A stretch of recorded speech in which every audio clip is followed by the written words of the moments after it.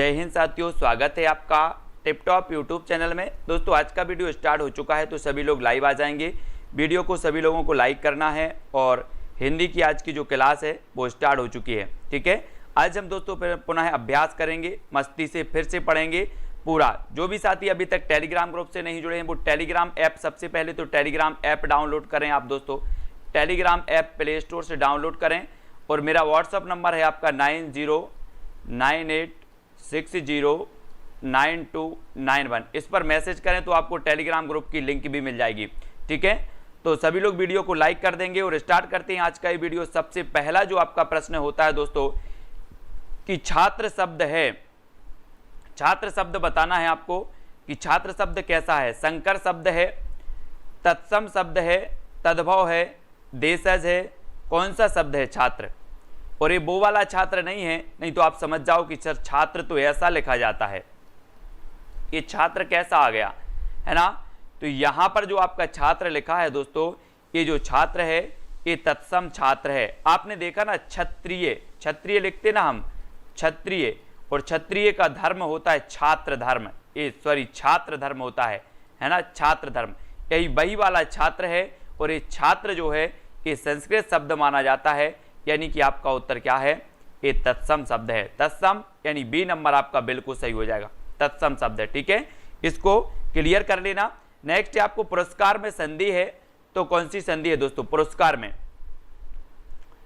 पुरस्कार में आपको संधि बतानी है, गुण संधि, यण संधि, व्यंजन या फिर विसर्ग संधि। कौन सी संधि हो जाएगी पुरस्कार में। और यहां पर आपका बिल्कुल सही आंसर होगा विसर्ग संधि, है ना। पुरः धनकार बराबर होता है पुरस्कार, और पुरस्कार में आपकी विसर्ग संधि हो जाएगी, यानी 4 नंबर आपका बिल्कुल सही हो जाएगा, 4 नंबर। ठीक है, नेक्स्ट प्रश्न देख लेते हैं दोस्तों। देवास जिले में बोली जाने वाली प्रमुख बोली कौन सी है। ये बोलियां आपने पढ़ी होंगी, और देवास जिले में बोली जाने वाली बोली आपको बतानी है। नेवाड़ी बोली जाती है, बुंदेली, बघेली या फिर मालवी। तो देवास में बताना है हमें कौन सी बोली जाती है, और यहां पर आपका बिल्कुल सही आंसर होगा दोस्तों कि जो देवास है, देवास इसका जो हिस्सा है वो मालवा में आ जाता है, और यहां पर बोली जाती है मालवी, और 4 नंबर आपका बिल्कुल सही है मालवी। और ये राजस्थानी हिंदी की बोली मानी जाती है मालवी, है ना, राजस्थानी हिंदी की। तो ये मालवी यानी 4 नंबर आपका बिल्कुल सही हो जाएगा। ठीक है, 4 नंबर। फिर है केरा तबहिना चेतिया जब ढिग लागी बेरी, अब के चेते का भयो कांटन लीनो घेरी, है ना। इसमें हमें बताने कि केरा तबहिना चेतिया जब ढिग लागी बेरी, इसमें कौन सा अलंकार है। उपमा अलंकार, अन्योक्ति, विशेषोक्ति या फिर अतिशयोक्ति। कौन सा अलंकार हो जाएगा, अलंकार का चयन करना है हमें। और यहां पर आपका जो अलंकार होगा दोस्तों कि केरा तबहिना चेतिया जब ढिग लागी बेरी, अब के चेते का भयो जब कांटन लीनो घेरी। इसमें आपका हो जाएगा अन्योक्ति अलंकार, है ना। अन्योक्ति यानी कि 2 नंबर, अन्य के लिए उक्ति जहां पर होती है वहां पर अन्योक्ति अलंकार हो जाता है, और 2 नंबर यहां पर सही हो जाएगा आपका अन्योक्ति अलंकार। अन्योक्ति आपका नेक्स्ट प्रश्न है, आंखें मूंदे ही वह वहां पड़ी रही। वाक्य कैसा है, आंखें मूंदे ही वह वहां पड़ी रही। इसमें हमें वाक्य बताना है, कौन सा वाक्य होगा। स्थान बोधक बोला जाएगा, विनम्रता सूचक है, दिशा बोधक है या फिर विधि सूचक संरचना है। आंखें मूंदे ही वह वहां पड़ी रही, तो इस वाक्य, ये जो वाक्य है वहां पड़ी रही, यानी कि वहां कहां कोई स्थान होगा, स्थान होगा कि नहीं, तो ये स्थान बोधक संरचना हो जाएगी, स्थान बोधक। आंखें मूंदे वह वहां पड़ी रही, यानी 1 नंबर स्थान बोधक आपका बिल्कुल सही है नीतू जी, है ना, महेंद्र जी। नेक्स्ट प्रश्न है, जयशंकर प्रसाद का कामायनी महाकाव्य 1936 में प्रकाशित हुआ था। 1936 में प्रकाशित हुआ था, ये कैसा काव्य है दोस्तों। ये 1936 में नहीं हुआ था, ये 1935 में हुआ था, इसको तो आप सुधार ही लेना। लेकिन ये कैसा वाक्य होगा, आज्ञा सूचक होगा, इच्छा सूचक होगा, विधानवाचक होगा या फिर संकेतार्थक होगा। जयशंकर प्रसाद का कामायनी महाकाव्य 1935 में प्रकाशित हुआ था, ये कैसा है है ना। ये तो हम क्या बोल रहे हैं, ना तो इच्छा से बोल रहे हैं, ना किसी की आज्ञा है ना, ना संकेत है कोई इसमें। इसमें क्या है, इसमें तो विधान है, कोई विधान, यानी कि 3 नंबर। तो 3 नंबर विधानवाचक वाक्य आपका बिल्कुल सही हो जाएगा, सी नंबर। ठीक है, तो विधानवाचक वाक्य है। नेक्स्ट है बनियाई शब्द में प्रत्यय कौन सा है, बनियाई, न्याय, आई, ईआई या फिर याई। यानी कि प्रश्न क्रमांक 7 का चयन करना है, बनियाई शब्द में प्रत्यय बताना है। तो ये में बताएं आप कौन सा प्रत्यय हो जाएगा।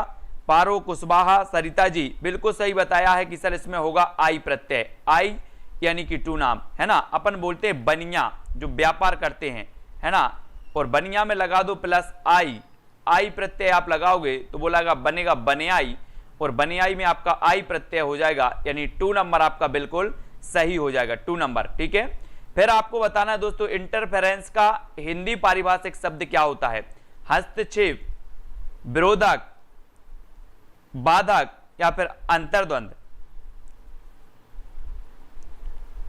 क्या होता है प्रश्न क्रमांक 8 में। और ये पारिभाषिक शब्द भी आपको पढ़ना है, पारिभाषिक शब्द, है ना। और पारिभाषिक शब्द में आपका हो जाएगा कि आप मेरे काम में हस्तक्षेप मत करो, है ना, यानी कि आपका जो है 1 नंबर बिल्कुल सही है, 1 नंबर। ठीक है, तो बी नंबर 1 नंबर आपका हस्तक्षेप बिल्कुल सही है। फिर आपको बताना है गवार का विलोम शब्द क्या है, प्रश्न क्रमांक 9 में। गवार का अल्पज्ञ, मेधावी, उत्कृष्ट या फिर नागर। आपको पता है कि नागर मतलब तो होता है चतुर, उत्कृष्ट, मेधावी तो गलत लिखा ही है, इसको तो पहले ही काट दो। अल्पज्ञ, अल्पज्ञ तो वैसे ही आपका अल्पज्ञ गवार ही होता है ना, तो ये 2 तो कट गए। अब आपको उत्कृष्ट या फिर नागर, तो गवार का विलोम क्या हो जाएगा प्रश्न क्रमांक 9 में।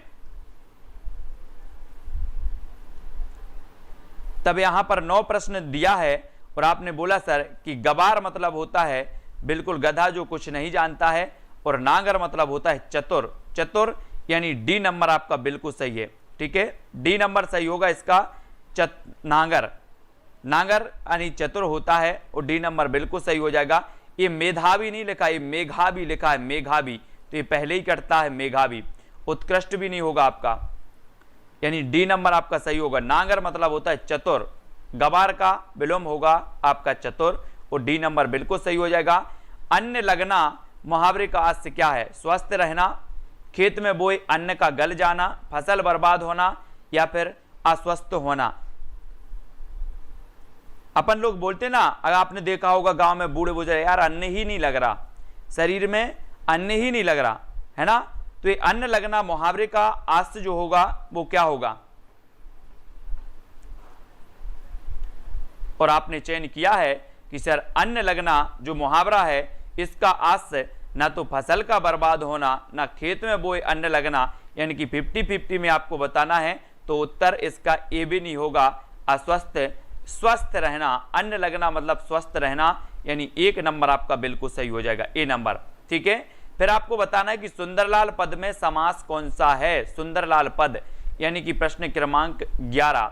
सुंदरलाल बहुब्रीहि समास, द्विगु समास, कर्मधाराय समास या फिर द्वंद्व समास। सुंदरलाल पद में समास बताना है, कौन सा हो जाएगा, सुंदर है जो लाल, क्या बोलोगे इसमें। प्रश्न क्रमांक 11 में बताना है वैभव गुप्ता जी, रुचि पांडे, प्रश्न क्रमांक 11, और आपने बताया है कि सर सुंदर लाल में जो होगा वो कर्मधाराय समास हो जाएगा। सुंदर है जो लाल, है ना, लाल है लेकिन लाल कैसा है, लाल सुंदर है, सुंदर है यानी कि पहला पद दूसरे पद की विशेषता बता रहा है कि लाल सुंदर है। ठीक है, तो ये सुंदर लाल में जो समास होगा वो कर्मधाराय, यानी 3 नंबर आपका बिल्कुल सही होगा, 3 नंबर। ठीक है, सी नंबर सही हो जाएगा। नेक्स्ट आपको बताना है कि पत्नी शब्द का पर्यायवाची क्या होगा, पत्नी शब्द का पर्यायवाची, पत्नी इसे भार्या बोलेंगे, कलत्र बोलेंगे, दारा बोलेंगे या फिर उक्त सभी बोलेंगे, क्या बोल देंगे पत्नी को। सुनील शिवहरे, कांति उइके, सरिता जी, प्रश्न क्रमांक 12 में। और पत्नी शब्द में आपने बोला कि सर इसे भार्या भी बोला जाता है, कलत्र भी बोला जाता है, दारा भी बोला जाता है, यानी कि तीनों ही ये पर्यायवाची हैं। तो उक्त सभी यानी कि डी नंबर आपका 4 नंबर बिल्कुल सही हो जाएगा प्रश्न क्रमांक 12 में। ठीक है, भार्या, कलत्र और दारा, और डी नंबर आपका बिल्कुल सही है। नेक्स्ट आपको बताना है आब शब्द का अर्थ नहीं है, तो क्या नहीं है? आब का पानी, कांति, प्रतिष्ठा या फिर शंख, यानी कि प्रश्न क्रमांक आपका 13 है। और आब शब्द का अर्थ बतानी है, तो कौन सा नहीं है?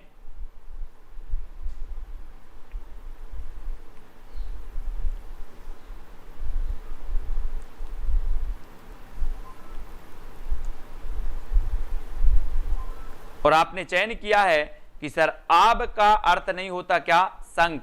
शंख नहीं होता, यानी 4 नंबर। प्रतिष्ठा होती है, कांति भी होती है, पानी भी होता है, शंख नहीं होता, और 4 नंबर आपका बिल्कुल सही हो जाएगा। आब शब्द का अर्थ नहीं है शंख। ठीक है, शंख आपका बिल्कुल सही है। नेक्स्ट, देवकीनंदन खत्री की कृति कौन सी है दोस्तों? देवकीनंदन खत्री, चंद्रकांता, परीक्षा गुरु, रानी केतकी की कहानी या फिर देवकांता, है ना? तो ये तो आपको पता ही है कि रानी केतकी की कहानी इंसान ही नहीं अल्लाह ने भी सुनी, तो इंसा अल्लाह खां की तो रानी केतकी की कहानी हो गई। परीक्षा गुरु, ये हिंदी का प्रथम उपन्यास है श्रीनिवास दास का, है ना? और ये देवकीनंदन खत्री की जो कृति मानी जाती है वो मानी जाती है चंद्रकांता और चंद्रकांता संतति, है ना? ये मानी जाती है चंद्रकांता और चंद्रकांता संतति, ये देवकीनंदन खत्री जी की कृति हैं। फिर नेक्स्ट है कि मध्य प्रदेश से प्रकाशित साहित्यिक पत्रिका कौन सी है? पत्रिकाएं भी आपको पढ़ना है दोस्तों, मध्य प्रदेश की पूरी पत्रिकाएं पढ़ना है। कौन कौन सी पत्रिका कहां से दोस्तों क्या होती हैं, प्रकाशित होती हैं? परिवेश, परिकथा, वीणा या फिर रंग वार्ता। और मध्य प्रदेश से प्रकाशित जो साहित्यिक पत्रिका है वो आपकी है कौन सी? वीणा। वीणा यानी कि 3 नंबर आपका सही हो जाएगा। कई बार पूछी गई दोस्तों ये वीणा। वीणा पत्रिका का प्रकाशन कहां से होता है, या मध्य प्रदेश से प्रकाशित होने वाली पत्रिका कौन सी है? तो वीणा है। कौन सी है? वीणा, याद रख लेना। ठीक है, तो सी नंबर आपका बिल्कुल सही है। नेक्स्ट है जयपुरी बोली आती है दोस्तों, तो किसके अंतर्गत आती है? इन बोलियों से संबंधित भी आपको बहुत अच्छे से पढ़ना है, बोलियां आपकी पूछी जाती हैं। तो इसके अंतर्गत पूर्वी हिंदी, बिहारी हिंदी, राजस्थानी हिंदी या फिर पश्चिमी हिंदी। मैंने आपको बताया था कि जो पूर्वी हिंदी है ये अर्ध मागधी से निकली, बिहारी जो हिंदी है ये मागधी से निकली, राजस्थानी हिंदी सौरसैनी अपभ्रंश से निकली, पश्चिमी हिंदी भी सौरसैनी अपभ्रंश से निकली। अब जयपुरी जो बोली है ये दोस्तों आपकी राजस्थानी हिंदी की मानी जाती है, यानी सी नंबर आपका बिल्कुल सही हो जाता है, सी नंबर। ठीक है, फिर अगला क्वेश्चन है कि विलोम शब्द युग में नहीं है, तो विलोम शब्द युग में कौन सा नहीं है? तल का अतल, भोला का चतुर, घर का गृहस्थी, स्वदेश का परदेश, यानी कि प्रश्न क्रमांक 17 का चयन करना है कि विलोम शब्द युग में नहीं है तो कौन सा नहीं है?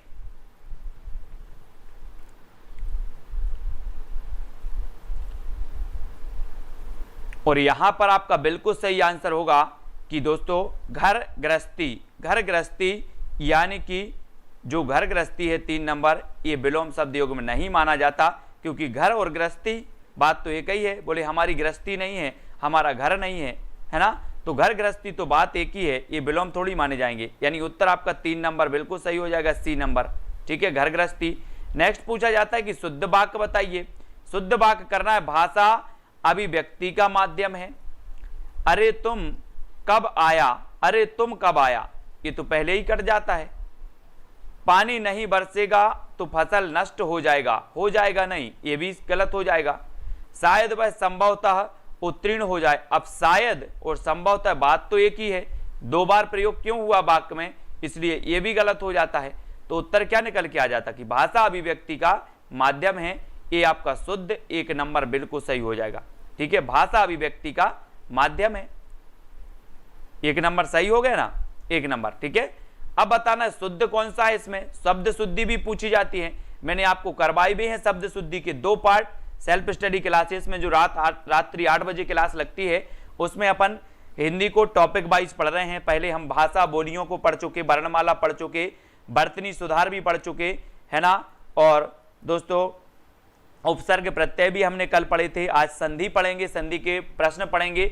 और शुद्ध शब्द कौन सा है, तो ईश्वर ऐसा नहीं लिखा जाता, है ना। इष्ट भी ऐसा नहीं लिखा जाता, अपन ने पढ़ा था इष्ट, है ना। अब दो है ब्रह्म या फिर आजीविका, तब आपका राइट आंसर होगा इष्ट।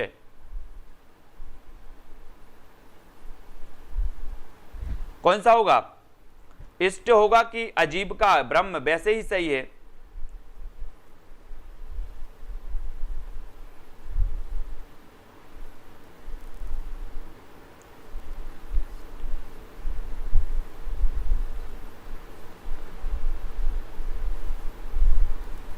और उत्तर आपका सही होगा दोस्तों, यहां पर इष्ट ही सही होगा, यानी कि 4 नंबर आपका सही होगा। इष्ट और इष्ट भी लिखा जाता है इस प्रकार से, इष्ट और इष्ट, ठीक है। तो डी नंबर आपका आजीविका तो गलत है, ब्रह्म भी गलत है, ठीक है। डी नंबर ही आपका सही होगा। समुच्चारित भिन्नार्थक शब्द आपको बताना है, समुच्चारित भिन्नार्थक शब्द कौन सा है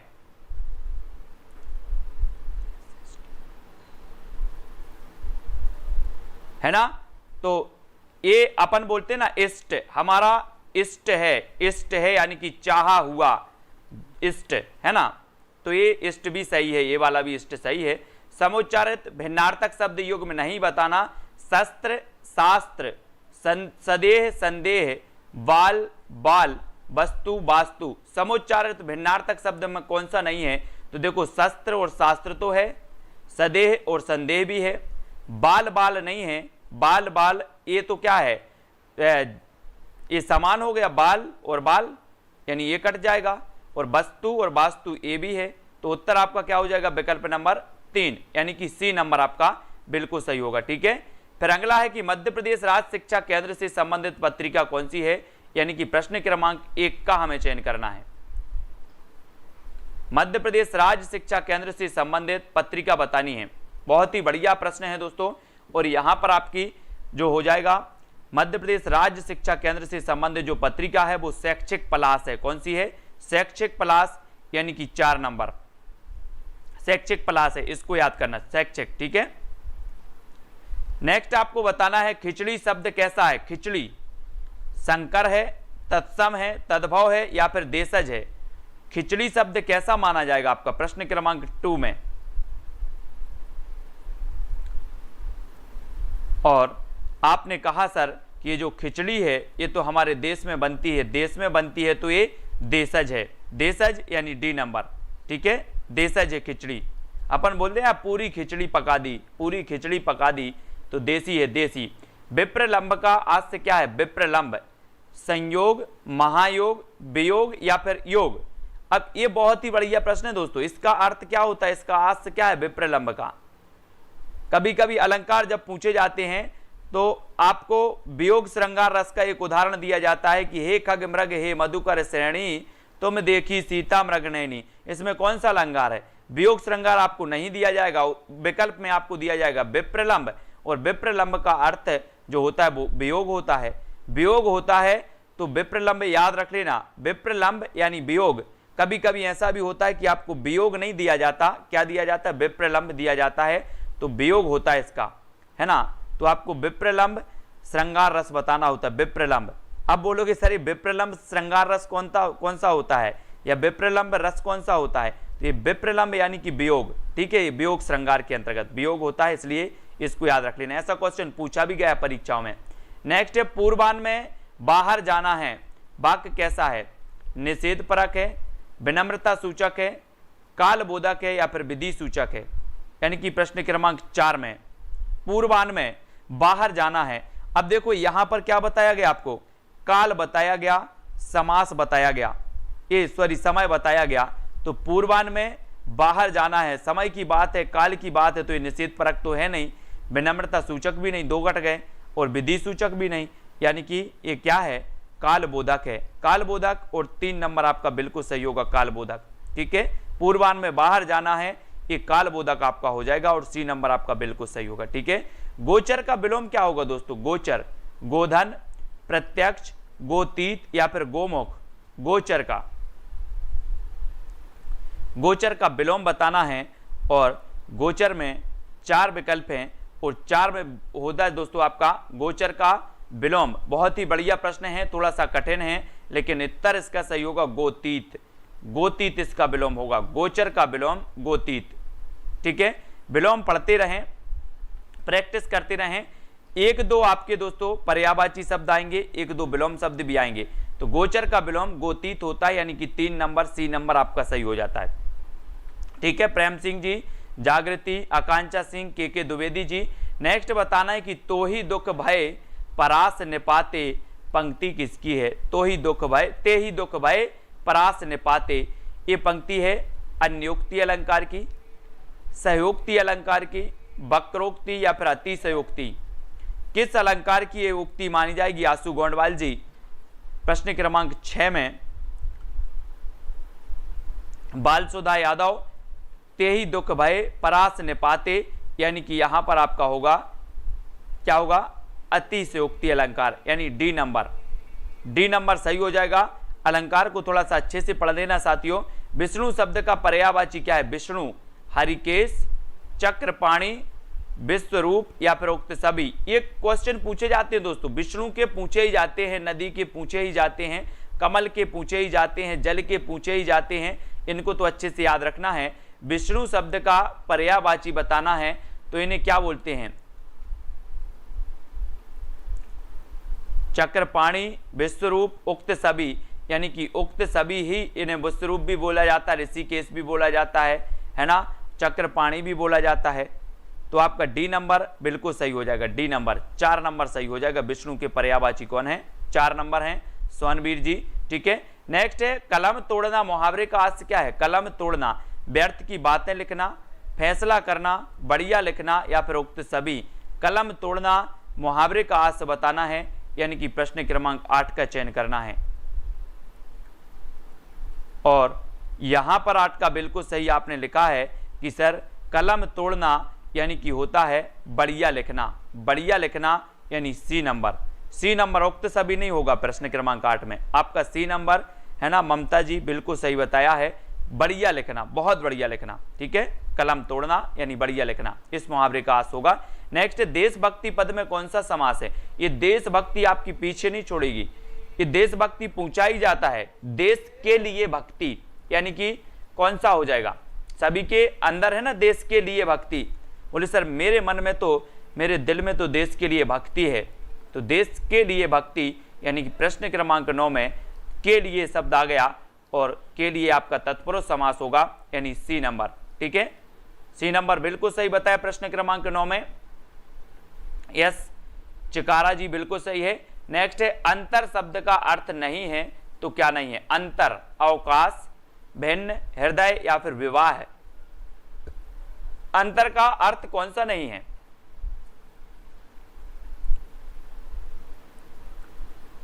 और अंतर में आपने बिल्कुल सही बताया कि अंतर शब्द का अर्थ, अंतर के पट अपन बोलते हैं ना, अंतर के पट खोलो यानी कि हृदय के पट खोलो। अंतर मतलब भिन्न भी होता है, अंतर मतलब आकाश भी होता है, लेकिन विवाह नहीं होता, यानी 4 नंबर। अंतर का अर्थ विवाह नहीं होता और डी नंबर आपने बिल्कुल सही चयन किया है 10 का डी नंबर। ठीक है, फिर नेक्स्ट आपको बताना दोस्तों अथॉरिटी का हिंदी पारिभाषिक शब्द क्या होगा? प्रश्न क्रमांक 11 में अथॉरिटी, महेंद्र सिंह जी, देसानी चौधरी, प्रश्न क्रमांक 11 में अथॉरिटी का हिंदी पारिभाषिक शब्द प्राविधिक, प्राधिकरण, प्राधिकारी या फिर प्रस्तावक। अपन बोलते ना कि हमने उसको अथॉरिटी दे दी है, वो काम पूरा संभाल रहा है, अथॉरिटी दे दी। अथॉरिटी जैसे बोलते ना, अथॉरिटी। ठीक है, तो वही बताना है आपको कि किसको अथॉरिटी दे दी आपने। और अथॉरिटी मतलब होता है प्राधिकारी, प्राधिकारी यानी कि 3 नंबर। 3 नंबर सी नंबर आपका अथॉरिटी का बिल्कुल सही होगा, सी। ठीक है, सी आपने जो चयन किया है वो बिल्कुल सही है। भावदीव शब्द में प्रत्यय है तो कौन सा है? दिए, ये या फिर या।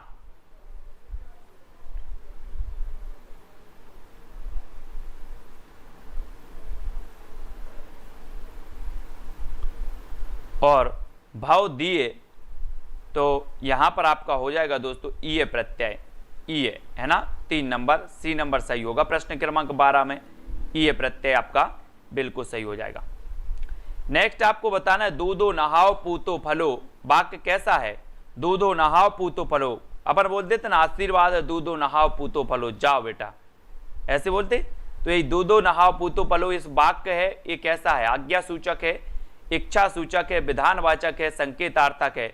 अपन अपनी इच्छा से बोल देते ना, दूधो नहाओ पूतो फलो, है ना। इच्छा से बोलते कि दूसरी की इच्छा से? बोले सर इच्छा से बोलते हैं कि दूधो नहाओ पूतो फलो, यानी कि आपका जो इच्छा सूचक है, इच्छा सूचक हो जाएगा आपकी यात्रा मंगलमय हो, दूधो नहाओ पूतो फलो, यानी बी नंबर, 2 नंबर आपका सही हो जाएगा, बी। ठीक है। फिर अगला क्वेश्चन है कि नयन में कौन सी संधि है? नयन, अयादि, वृद्धि, व्यंजन या फिर विसर्ग। नयन में बताना है दोस्तों, ने धन अन, नयन, और नयन में कौन सी संधि हो जाएगी? यहां पर नयन जब हम बोलते हैं नयन, अय नयन, है ना, तो यहां पर जो है आपकी अयादि होगी, वृद्धि होगी, व्यंजन होगी, कौन सी हो जाएगी? बोले सर ना तो इसमें विसर्ग संधि है, ना इसमें व्यंजन संधि है ना इसमें वृद्धि स्वर संधि है, इसमें संधि है कौन सी? अयादि स्वर संधि, अयादि यानी कि 1 नंबर। ठीक है, 1 नंबर आपका बिल्कुल सही है। फिर बालकर्ण शर्मा नवीन की कृति कौन सी है दोस्तों? बालकर्ण शर्मा नवीन, उर्मिला, अपरा, युगबाणी या फिर दीपशिखा। ये रचनाएं भी आपको याद करनी है। बालकर्ण शर्मा नवीन की कृति बतानी है, और कृति में आपने चयन किया है कि उर्मिला। उर्मिला के बाल बहुत अच्छे, बोले सर उर्मिला के, तो ये उर्मिला के बाल, बाल से बनेगा बालकर्ण शर्मा नवीन, उर्मिला के बाल, तो 1 नंबर आपका बिल्कुल सही हो जाएगा। उर्मिला बालकर्ण शर्मा जी की रचना मानी जाती है। मलिक मोहम्मद जायसी के काव्य पद्मावत की भाषा क्या है दोस्तों? ये पद्मावत दोस्तों हिंदी का प्रथम प्रमाणिक महाकाव्य माना जाता है पद्मावत, और ये किसका महाकाव्य? मलिक मोहम्मद जायसी का है ना। ये सूफी काव्य धारा से संबंधित थे मलिक मोहम्मद जायसी साहब, है ना। और ब्रज, खड़ी बोली, मैथिली या फिर अवधी, ये 2016 का आंसर बताना है कि पद्मावत की भाषा कौन सी थी। और आपको पता है कि ये जो पद्मावत है दोस्तों ये जायसी जी का है, और इसकी भाषा मानी जाती है अवधी। कौन सी है? अवधी। बिल्कुल सही आसू जी, अवधी है पद्मावत की भाषा, यानी 4 नंबर आपका बिल्कुल सही है। 4 नंबर, डी नंबर आपका सही हो जाएगा, है ना। और अवधी भाषा में रामचरितमानस भी लिखा गया, तुलसीदास जी ने रामचरितमानस अवधी भाषा में लिखा, वो भी याद करना है। ठीक है। नेक्स्ट है विलोम शब्द युग में नहीं है तो कौन सा नहीं है? औने, पौने, सृष्टि, प्रलय, आवरण, अनावरण, अधः, ऊर्ध्व। तो 17 का आंसर चयन करना है, विलोम शब्द युग में नहीं है।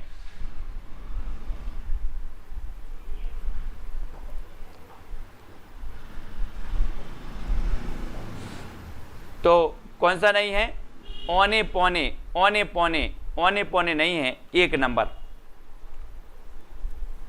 सृष्टि का प्रलय है, आवरण का अनावरण है, अधय का ऊर्ध्व है, ये तो सही है। बाकी 1 नंबर आपका नहीं है, तो 1 नंबर आपका बिल्कुल सही है। 17 का ए, के जी, है ना। अरविंद पाटीदार, ए नंबर बिल्कुल सही हो जाएगा। अंजलि सिंह जी, शुद्ध वाक्य का चयन करना है कि अपराधी को मृत्यु दंड की सजा मिली। यह पंक्तियां हमारी पाठ्य पुस्तक से ली गई हैं। माली पौधों को सींच रहा है, या फिर हम यहाँ पर सकुशल पूर्वक हैं, यानी कि प्रश्न क्रमांक 18 में शुद्ध वाक्य का चयन करके हमें बताना है।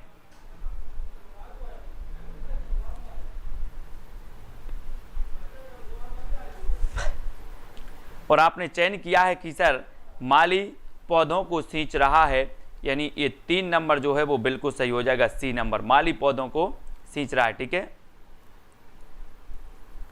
ये सी नंबर बिल्कुल सही हो जाएगा। नेक्स्ट है दोस्तों, शुद्ध शब्द कौन सा है? शुद्ध शब्द बताना है आपको। मतंतर, यथेष्ट, भीष्म या फिर भूधर, कौन सा हो जाता है? 19। शुद्ध शब्द बताना है। मतंतर है, यथेष्ट है, भीष्म है, भीष्म तो है नहीं, भूधर भी नहीं है। अब मतंतर और यथेष्ट में आया तो आपका जो यथेष्ट है, यथेष्ट 2 नंबर, बी नंबर बिल्कुल सही होगा। ये शुद्ध शब्द माना जाएगा यथेष्ट, है ना, बी। प्रश्न क्रमांक 19 का बी होगा। और अंतिम प्रश्न है, समोच्चारित भिन्नार्थक शब्द युग में कौन सा नहीं है? समोच्चारित भिन्नार्थक शब्द युग में तो आप लोग समझ गए होंगे कि कैसे अपन को चयन करना है। ढूंढ, ढांड, कटिबद्ध, कटिबंध, करकट, करकट, क्रांति, क्लांति। अब बताना है समोच्चारित भिन्नार्थक शब्द युग में कौन सा नहीं है। महेंद्र जी, पारो, संध्या जी, है ना, रुक्मणी जी, सोनबीर, अंजलि, भावना, यतेंद्र कुमार सिंह प्रश्न क्रमांक 20 में, और आपने चयन किया है। सभी लोग सही बताएंगे कौन सा समुच्चारित भिन्नार्थक शब्द नहीं है। और आपका बोले सर ए तो है, ए भी है, ए भी है। उत्तर आपका क्या हो जाएगा? ढूंढ ढांड, ये समुच्चारित भिन्नार्थक नहीं होगा, यानी ये नंबर आपका बिल्कुल सही है विजय दीक्षित जी। ठीक है, ये नंबर आपका बिल्कुल सही हो जाएगा। और ये अपना आज का अंतिम प्रश्न है। नेक्स्ट क्लास विज्ञान की होगी 4:05 पर। ठीक है, 4:05 पर विज्ञान की क्लास होने वाली है। ममता जी, है ना, भावना, सरिता जी, अंजलि, सोना जी, और रात्रि 11 बजे जीके का डोज, रात्रि 11 बजे जीके का खजाना, भूल ना जाना आना। ठीक है, कांति, उइके, रंजना, दीवान, पूजा जी, संध्या, पारो, देसानी, निशा जी, सभी को धन्यवाद। सभी लोग वीडियो को लाइक जरूर करेंगे। और दोस्तों 3:20 पर रोज आपकी हिंदी की क्लास होती है, और सेल्फ स्टडी क्लासेस में रात्रि 8 बजे होती है। ठीक है, आकांक्षा सिंह जी, केकी द्विवेदी, ठीक है, बाल सुधा, निशा जी, सभी को धन्यवाद। आशु जी, नीतू, जीवन बिलाला और सरिता जी। ठीक है, तो लाइक जरूर कर देना वीडियो को। और 3:20 पर यथावत रोज क्लास लगेगी। विशाल कुमावत और ममता एमसी, नीतू अहरवार, सभी को धन्यवाद, है ना। 4:05 पर आपकी क्लास होने वाली है। काय की होने वाली है? विज्ञान की, सामान्य विज्ञान, है ना, ये भी आपको पढ़ना है। और साथियों ये नंबर है, जो भी साथी टेलीग्राम ग्रुप से, सभी लोग टेलीग्राम ऐप डाउनलोड करें, टेलीग्राम ऐप डाउनलोड करना है ना। सुशीला राजपूत जी, टेलीग्राम सभी को ऐप डाउनलोड करना है। और 9098609291 इस नंबर पर क्या करना है? नीचे देखो लाइन में नंबर भी चल रहा है, नीचे लाइन चल रही जो, उसमें नंबर भी चल रहा है, उस नंबर पर मैसेज करना है, तो टेलीग्राम ग्रुप की आपको लिंक मिल जाएगी। सभी लोग टेलीग्राम ग्रुप से जुड़ जाएं, है ना। सोना राजपूत, जागृति जी, पूनम, मोनू, अंजलि, सोनिया, ठीक है, और हाँ निःशुल्क है, टोटल निःशुल्क है। तो सभी को धन्यवाद दोस्तों। वीडियो को लाइक और शेयर करें। आज की वीडियो के लिए बस इतना ही। जय हिंद।